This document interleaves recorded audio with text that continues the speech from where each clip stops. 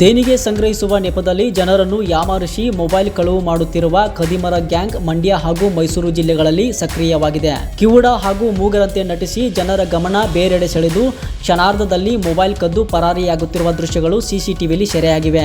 Bank, post office, jewellery shop ಹಾಗೂ mobile ಅಂಗಡಿಗಳನ್ನೇ target ಮಾಡಿರುವ ಈ ಗ್ಯಾಂಗ್ ಜನಸಂದಣಿ ಇರುವ ಸಮಯದಲ್ಲಿ ಕೌಂಟರ್ ಬಳಿ ಪ್ರವೇಶಿಸುತ್ತದೆ.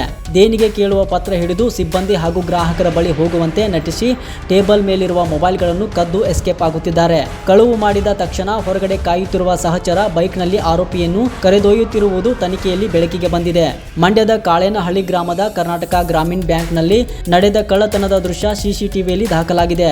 ಬ್ಯಾಂಕ್ನಲ್ಲಿ ಜನರ ಓಡಾಟ ಕಡಿಮೆಯಾಗುವವರೆಗೂ ಕುರ್ಚಿಯಲ್ಲಿ ಕುಳಿತುಕೊಂಡಿದ್ದ ಆರೋಪಿ ಬಳಿಕ ಸಿಬ್ಬಂದಿ ಬಳಿ ತೆರಳಿ ದೇಣಿಗೆ ಕೇಳುವ ನೆಪದಲ್ಲಿ ಪೇಪರ್ ಅಡ್ಡ ಹಿಡಿದು ಮೊಬೈಲ್ ಕಳವು ಮಾಡಿದ್ದಾನೆ. ಇದೇ ಮಾದರಿಯಲ್ಲಿ ಮಂಡ್ಯದ ವಿವಿ ರಸ್ತೆಯ ಪ್ರಧಾನ ಅಂಚೆ ಕಚೇರಿ ಸಿಬ್ಬಂದಿಯ ಮೊಬೈಲ್ ಕೂಡ ಎಗರಿಸಲಾಗಿದೆ.